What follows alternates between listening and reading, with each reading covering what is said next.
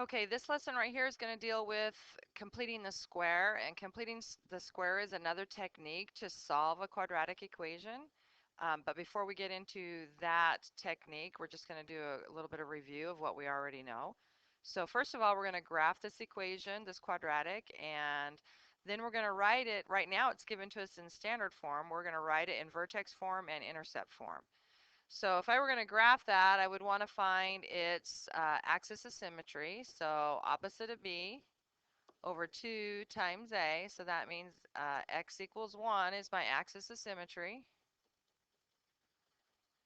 And remember, the vertex, x value of your vertex is always the same as the axis of symmetry. So then I'm going to plug the x back into the original equation. And that's going to tell me what my y value is. So we've got 1 minus 2 minus 3, so that's going to be negative 4. So my vertex is 1, negative 4. So it looks like to me that the A right here is a 1. So it's just going to follow our normal 1, 3, 5 pattern. So up 1 over 1, up 3, 1, 2, 3 over 1, up 5, 1, 2, 3, 4, 5 over 1. And then we'll just sketch that graph in. Okay, so vertex form then is going to be y equals, and remember our A right here is the same A in vertex form. A is going to be the same all the way across, so A is 1. So when I go ahead and write that, I don't necessarily have to write the 1, but I'll just say x subtract 1 quantity squared minus 4. That's vertex form. Now, to get intercept form, I could look at my graph and I can see my x-intercepts. I could come over here and I can see that I have x-intercepts. They're on grid marks right here.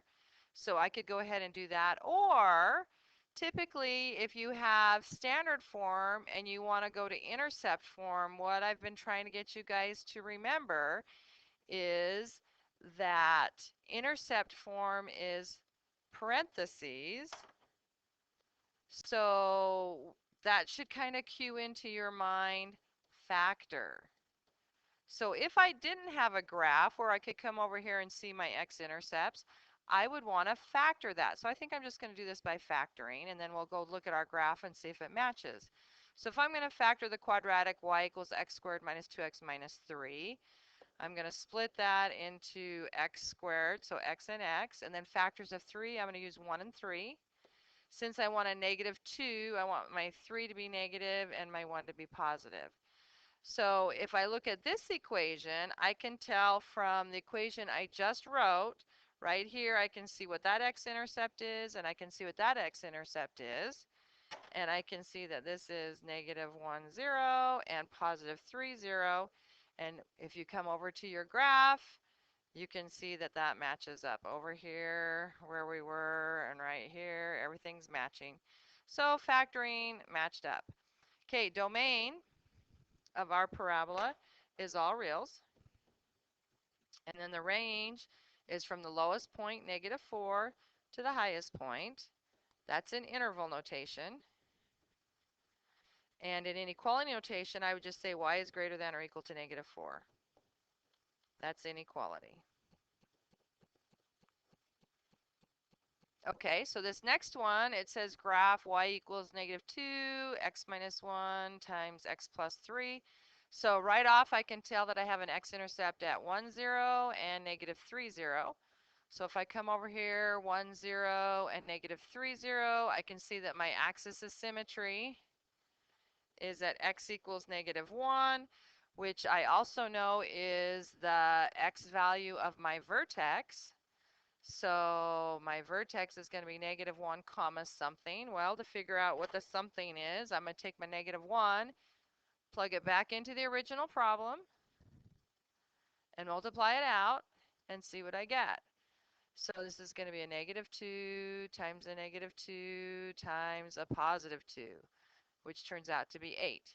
So my vertex is negative 1, 8. So in standard form, or excuse me, in vertex form, I'm going to say y equals, now remember, the A right here is the same in every free form. A doesn't change, so I guess I'm going to need, since my A is -2 in intercept form, it's got to be -2 in vertex form. So then x plus 1 quantity squared plus 8. So there's vertex form. Okay, so now to get standard form, the easiest way to get standard form is to think about what we did on the previous slide. Over here, I was in standard form and I factored. So standard form, and then I factored to get intercept form. So if I want to go the other direction, basically unfactoring means multiplying. So if I have intercept form, so I've got intercept form and I want to go to standard form, basically what we're going to have to do on that is multiply it out. Go the other direction. So we're going to take our -2. I'm just going to leave that out in front for a minute. I'm going to multiply the x minus 1 and the x plus 3, those two binomials together first. So I'm going to end up with x squared plus 3x minus 1x minus 3. Combine my like terms, add them all together, and we're going to end up with y equals a -2x squared, because we're going to have to multiply that -2 to every part. So the 3x and the -x, that's going to add to a positive 2x. Multiplied by -2 is -4x. And then -3 times -2 is +6. Okay, so there we go. Based on everything that I've got written here, my x-intercepts are 1, 0. We already found those out. 1, 0, and -3, 0. And then my y-intercept is 0, 6. Okay, let's just go see if all of this matches. I think the y-intercept is 0, 6. 1, 2, 3, 4, 5, 6. The vertex we think is -1, 8. Okay, our A is a -2, so that means that's stretching our pattern and reflecting in the vertical direction.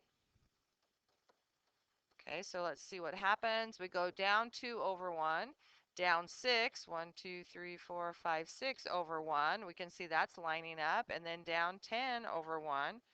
So everything matched up with what we had written over there on the right. Our graph here on the left matches, and we'll just sketch that in. Okay, this is a quick review of what we know for solving.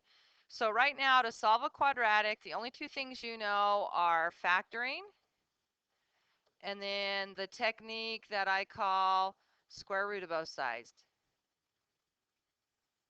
Oops, that's not how you spell technique.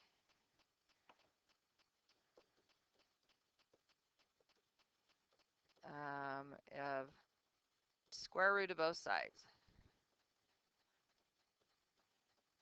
Okay, we're going to add to that. That's what we're going to do today. We're going to add to our little toolbox of solving, so to speak.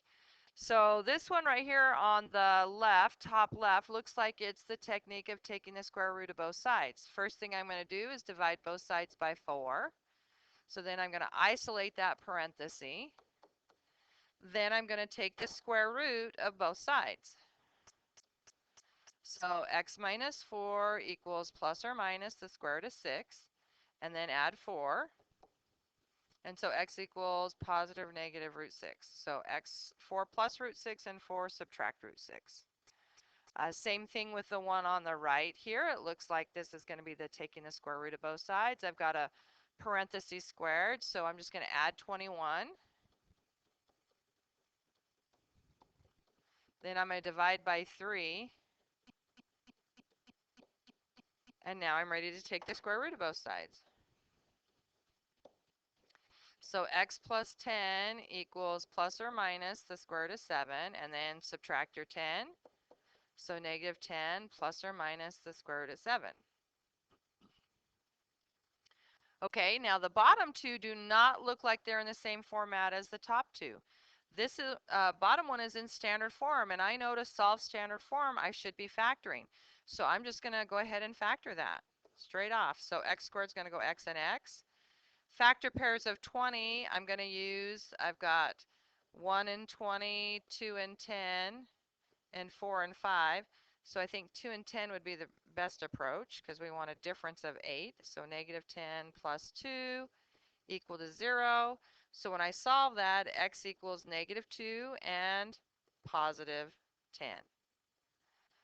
Over here on the right, this looks like standard form, but the problem with this one is before I can start factoring, if you've got an x squared and an x, before you can start factoring, you've got to have it equal to 0. So I'm going to have to subtract the 10. And now I'm ready to start factoring. So we'll go 3x and x. Now factor pairs of 10 are 1 and 10 and 2 and 5. Let's see. Wow, you could get a 13 out of both those combinations. But we want to be able to subtract to get a 13. So I think we're going to have to do 2 and 5, subtract, and add. So that'll give me a negative 15 plus a positive 2, which would be a negative 13. So x equals a negative 2/3 and a positive 5. So that's a review there. So we reviewed our graphing and we reviewed our solving. So now we're going to start the new technique of learning how to complete the square. So to do that, we've got to figure out what is a perfect square trinomial. Okay, these two examples that I have on this slide are perfect square trinomials. So what makes them a perfect square trinomial? Well, what makes them a perfect square trinomial is they factor to two identical binomials. So what do I mean by that? If I take x squared plus 8x plus 16 and I factor it, it becomes x plus 4 and x plus 4. These two binomials are identical. If this original standard form right here factors to two identical binomials, then it's considered a perfect square trinomial. And you would write that, we talked about this earlier, if you end up with the same two parentheses, you're going to write it as a binomial squared. That's how that one factors in the end. That's how you would write it. So the one over here on the right factors to x plus 6 and x plus 6. So it's a perfect square trinomial. So I'm going to write it as a binomial squared. Okay, so those are perfect square trinomials. So what we need to do is we need to figure out how can we create C. This number on the end is kind of an important number here. This number has to be something that we can factor to create those two binomials that are the same. So we got to have so we can write it as a square of a binomial. So what would C have to be in order for us to factor to two identical parentheses? I think it would have to be 25. You would go x plus 5, x plus 5. So that would turn out to be x plus 5 quantity squared. Remember, our goal is to write that as a binomial squared. So if you come over here to the one on the right and I try to figure out what C should be, it's going to be 49. If I factor that, x and x, minus 7, that comes x minus 7 quantity squared. So there's got to be a way of figuring out what that number is, that 49. How am I figuring out what that number is? Hopefully you guys are figuring out that I'm taking the middle number and I'm cutting it in half and then I'm squaring it. Okay, that's what I did. Let's come back up here and see if that's what we did. I took the middle number, cut it in half, and then squared it. Does that give me 25? It does. Over here, I took the middle number, cut it in half, and then squared it. Well, negative 14 divided by 2 is 7. 7 squared is 49. So basically what you're doing is taking the middle number, and the middle number is b. You're cutting it in half, so you're dividing it by 2, and you're squaring it. That's how you find C. That's how you get C. Take the middle number, divide it by 2, and square it. So there we go. I took -3 divided by 2. Even if this number is positive or negative, guys, it doesn't matter because you're squaring. It's always going to be positive. So then that's going to leave me with x squared minus 3x plus 9 over 4. Okay, now some of you might be thinking, well, I don't know how to factor 9 over 4. Well, remember, you took this middle number, divided it by 2. So you took the middle number, divided it by 2, right here, and then you squared it. So what does that mean? That means that you have the same number twice, right? So right here, I have the same number twice. So, but since I'm squaring it, it's going to turn out to be positive. So basically, we're going to take, instead of doing -3 over 2, we're going to do positive. Well, I guess you could write as -3 over 2. That'll keep your sign right. So this is the same thing as 2 of these right here. So that one goes to that set of parentheses. And this one goes to the other parenthesis. So now you have it written as a binomial squared. Okay, let's try it again. So over here, if I want to figure out what C is, I take B, cut it in half, that's the middle term, and I square it. Well, that means I have 2 of these, right, because I squared it. So when I go to factor it,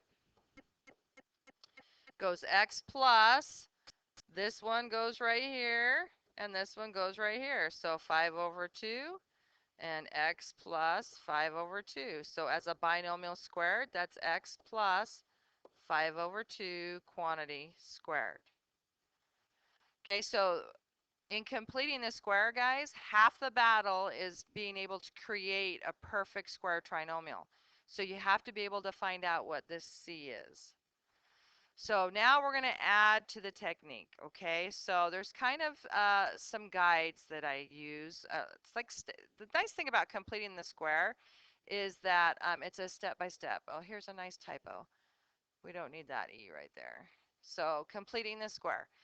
So first thing you want to do is you want to check to make sure that your x squared, so your x squared's leading coefficient is 1. So you need to make sure the leading coefficient of x squared equals 1.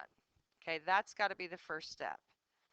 If it's not 1, then you're going to go and you're going to do something, and we'll show you in a minute how to do it. These first two all have the same thing. So if it's not 1, that'll be another step. So the leading coefficient of the x squared, I guess maybe I'll write it like this. So your leading coefficient. So step number 1, you need to have a 1x squared. Now, if you don't have a 1x squared, that's going to be another step. So I'm going to kind of skip. And so now that'll kind of be a heading under 1. So then after you get it a 1x squared, let's leave some room here. The next thing you're going to want to do is separate. So what I mean by separate is that you want x's on one side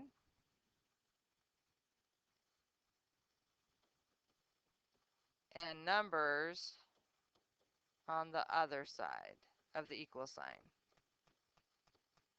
Okay, so if we look at this, x squared minus 10x plus 22, I have a 1x squared, that's perfect. So now it says I'm supposed to separate. So I'm going to go ahead and separate these. I'm going to keep the x's on one side, and I'm going to put the numbers on the other. So I'm going to say x. So my second step would be to write it like x squared minus 10x plus, and I'm going to leave a line right there for a reason, equals, I'm going to lower this because I'm going to run into my writing. So let me rewrite that. X squared minus 10x plus, leaving a blank there for a reason, equals -22, and then I'm going to put another blank there for a reason. Okay, step 3 is to find C.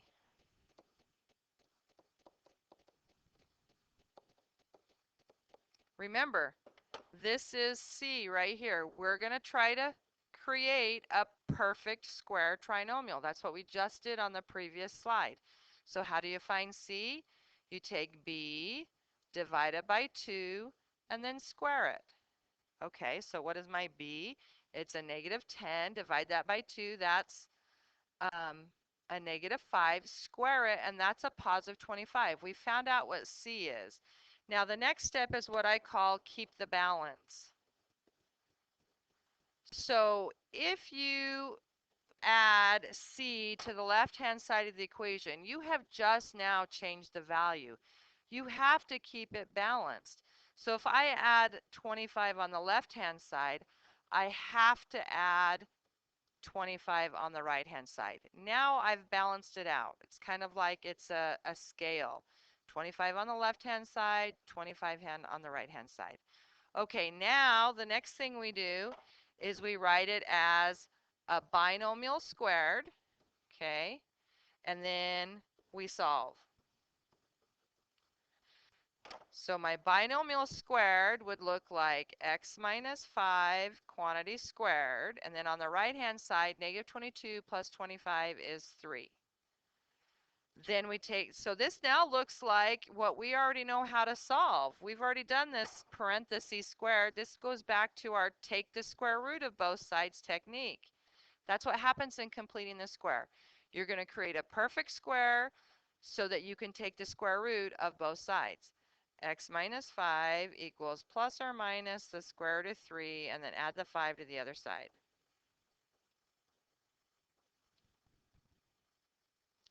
Okay, you're probably thinking, well, why did we have to do that? Well, the reason we had to do all of those steps was because clear back here in the original problem, this one right here, when I looked at that, I only know how to factor or to take the square root of both sides.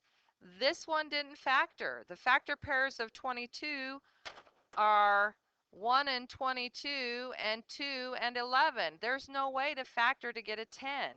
Okay, and it's not set up to take the square root of both sides because I have an x and an x squared. If you've got an x and an x squared, you can't do the square root of both sides. You've got to have just a squared term. So you can't have an x and an x squared. It's got to be x squared by itself, or it's got to be a binomial squared.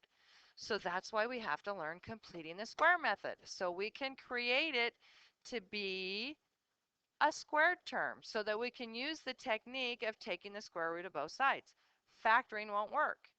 So if we look over here to the one on the right, x squared plus 12x minus 54, that one won't factor. Let's see. We've got 1 and 54, 2 and 27, 3 and, is that 16?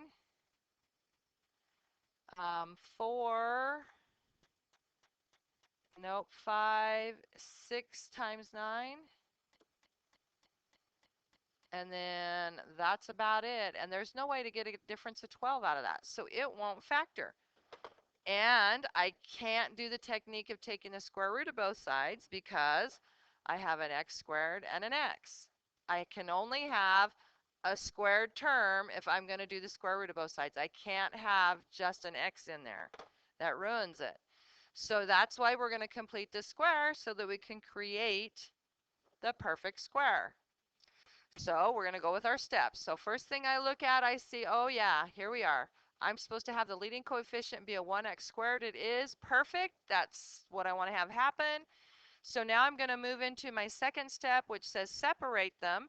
So separating means I want my x's on one side and the numbers on the other, my constant on the other. So I'm going to go x squared plus 12x plus, and here's a line. I'm putting that line there for a reason. I'm going to fill in the blank here in just a minute. Equals 54 plus the other line. I kind of keep that. That reminds me I got to keep the balance.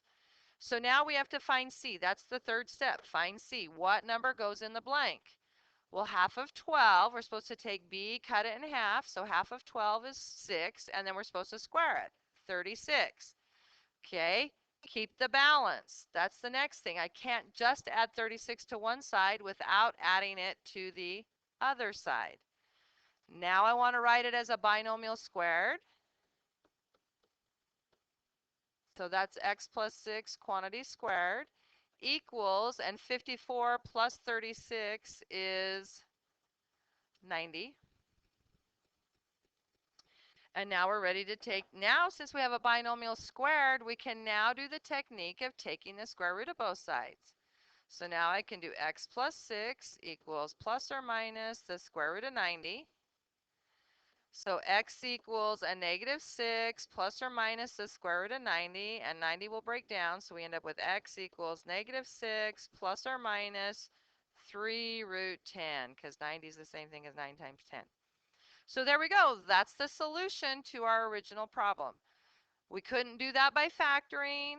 We couldn't take the square root until we created the perfect square trinomial. We can't use that technique until we have perfect squares on both sides. Okay, here we go. One more. Let's try it one more time. So first step is we're supposed to have a 1x squared. We do. Perfect. Okay, second step is to separate. Oh, well, this one's already separated, so step 2 is already done. So now the next step is we are supposed to find C. So we need to figure out what number are we going to add to both sides. Well, to find C, we're going to take half of 8, which is 4, and 4 squared is 16. We're going to keep the balance, so we're going to add 16 to the right-hand side. Now we're going to write it as a binomial squared, and then we're going to solve it.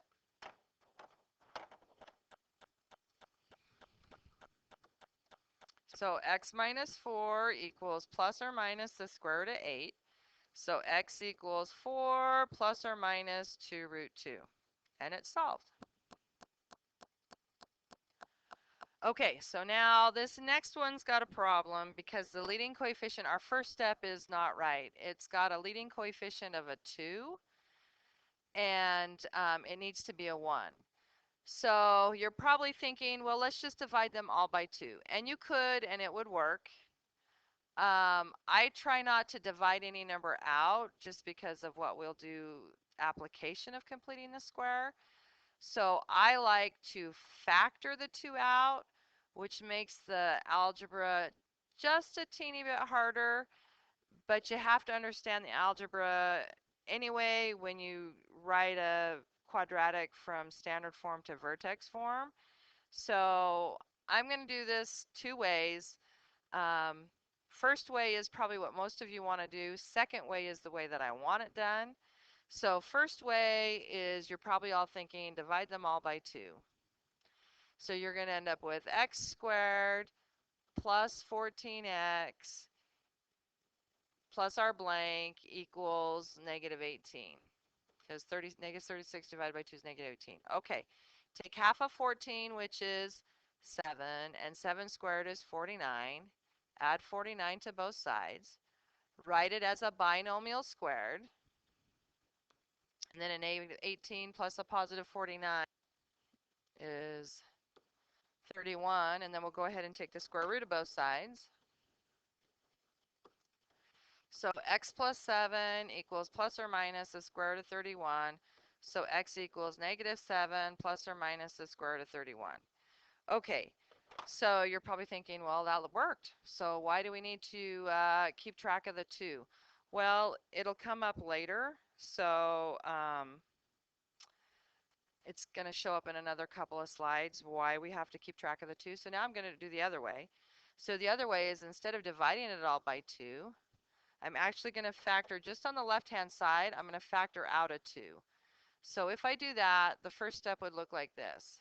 2, and then x squared plus 14x plus, and then a negative 36, and then plus. So this is where it goes a little bit different. Let me rewrite that where I have more room so you can see my numbers.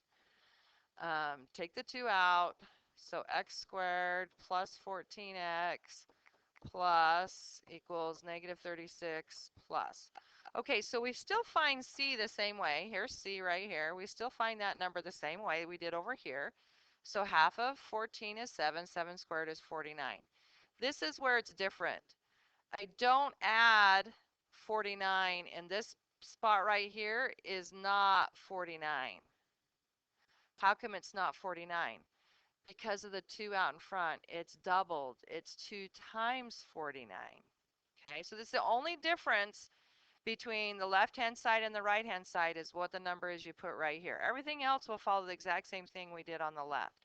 So it's just this step that's a little different. So 2 times 49 would be 98. So that's what goes right here. So I keep the 2 out in front. I still do the binomial squared. It's still the same binomial squared. You can compare this to the left-hand side. You can see how it's kind of turning out to be the same thing. So a negative 36 plus our 98 is going to be 62. And now remember, order of operations, I'm not allowed to multiply the 2 into here because of that power of 2. So I'm going to divide the 2 to the other side. So now I have x plus 7 squared equals 31. Okay, that looks like the exact same thing we had on the left-hand side. Then we take the square root of both sides, and then we subtract our 7. So it is a little bit longer to do it this way. I mean, you can see right here, if we're comparing, this doesn't match until we get right here. So we had kind of an extra step inside here that we had to keep track of. But you have to know how to do that step because later on when we do an application where we have to write it in vertex form, you have to keep track of the 2. You can't divide it out. Okay, so I prefer the right-hand method, the factoring out method. Sometimes your numbers won't all divide by the same number either, and you'll have fractions, and you don't want that because whatever you do, if you divide by 2, you have to divide everything by 2. You can't just choose a side. You have to divide both sides. Okay, so on this one, 3x squared minus 12x plus 4, as you can see, they're not all divisible by 3, so I can't divide them all out by 3. So we're going to go ahead and separate our terms. So we're going to go 3, whoops, let's get to a color where we can see what we're doing. So 3x squared minus 12x equals negative 4. So now we've kind of separated right now before we've looked at our x squared. Our x squared isn't 1, and we're going to have to fix that, but we kind of separated. We kind of switched the order here a little bit. You want to separate before you make it 1x squared, because all you want to do is factor out on the left-hand side of 3. So that's going to go to x squared minus 4x plus negative 4 plus. So now what's half of 4? That's 2. 2 squared is 4. So that's what I'm going to put right here. But in the blank on the right-hand side, I'm not going to put 4 to keep the balance. I'm going to have to do 3 times 4. I'm going to have to do 12. Because really everything on the left-hand side got multiplied by 3 when I factored it out. If I multiplied it back through. So now we're going to say binomial squared. Okay, then we're going to divide by 3. Then we're going to take the square root of both sides. So x minus 2 equals plus or minus, that's 2 root 2, square root of 8 is, over square root of 3. Okay, and if you remember, we can't have square roots in the bottom, so I'm going to rationalize that piece by multiplying top and bottom by root 3. So we end up with 2 plus or minus 2 root 6 over 3. Okay, same thing here on the right, 5x squared. That is not a 1x squared, so that's a problem. So we're going to switch the order of our step 1 and 2. We're going to separate it first, and then we're going to make it a 1x squared. So we're going to say 5x squared plus 20x equals negative 2.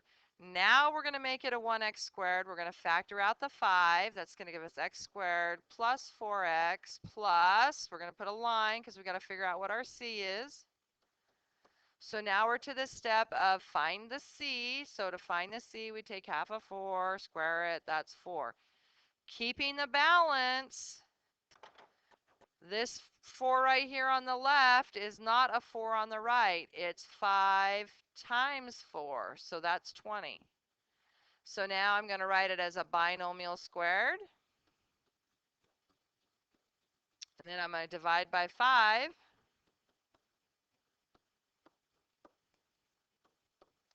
And now I'm going to take the square root of both sides. Okay, so we're going to end up with x equals -2 plus or minus. The square root of 18 is 3 root 2. Square root of 5 is still square root of 5. So I'm going to rationalize that. I'm going to end up with -2 plus or minus 3 root 10 over 5 because I rationalized by multiplying square root of 5, square root of 5. Okay, so now here is why we have to learn how to factor it, because if we're going to write this in vertex form, remember and you don't go all the way, you don't do all the steps on this one because we're putting it in vertex form. So we kind of want to get the binomial squared plus a number. Okay, so we're not going to solve it for the binomial anymore. We're just going to leave it there. So in our separating the terms now, you can take and move the 20 over here if you want with the y. You can't get rid of the y. See, the problem is now I've got two variables. I've got a y and an x squared. On all those previous slides, we were just working with x squareds. We were just solving. We're not solving this problem anymore. We're actually putting it from standard form to vertex form. And we're going to do this by completing the square. We're not going to do this by our axis of symmetry and finding our vertex and doing that method. We already know how to do that method.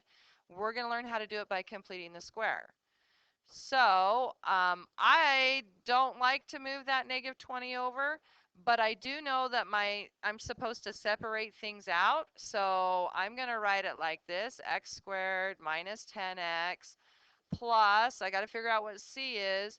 I'm going to move the 20 off to the side here, and then I'm going to put the other line right there. So instead of moving -20 over to the left, I'm actually moving it over out of the way on the right.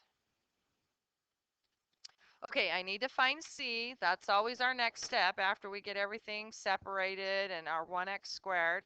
So half of 10 is 5. 5 squared is 25.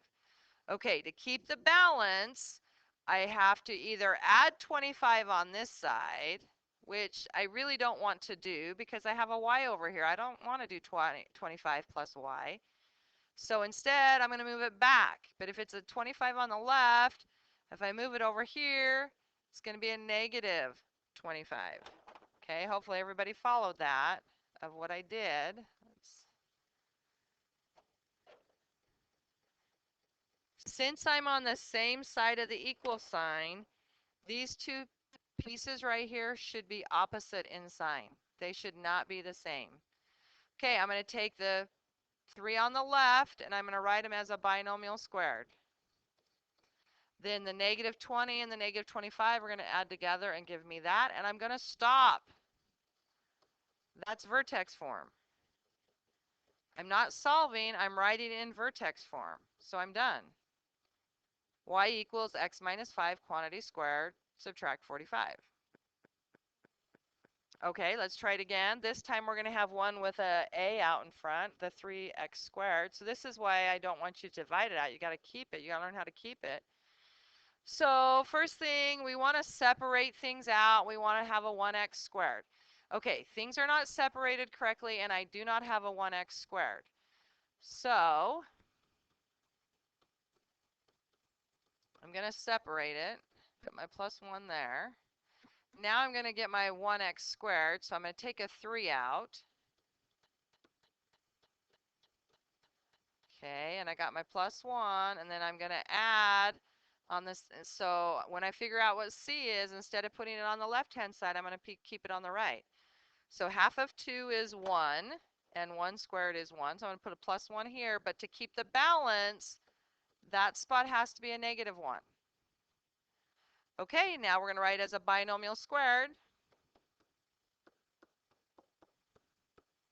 And +1 and -1 add to 0, so there we go. That's written in vertex form. And we stop right there because we're just writing in vertex form. All right, here we go, last two. So we want to write it in vertex form. So we want to get things separated. So I'm going to give myself some room. We want a 1x squared, which we have. So now we're going to figure out what c is. So half of 4 is 2. 2 squared is 4. Keep the balance. So if I put a plus 4 right here on this line, on the one on the right, I got to put a negative 4 because I'm on the same side of the equal sign. Okay, now we're ready to write it as a binomial squared.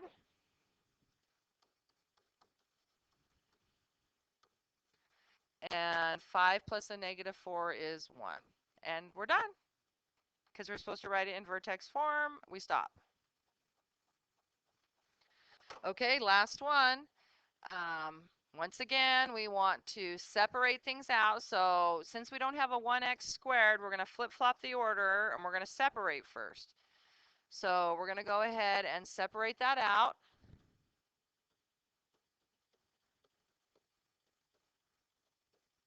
Move that 7 over there. Now we're going to worry about our 1x squared. So that means I'm going to factor out the 3.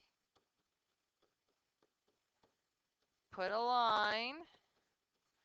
Now figure out what c should be. So half of 4 is 2. 2 squared is 4. You want to keep the balance.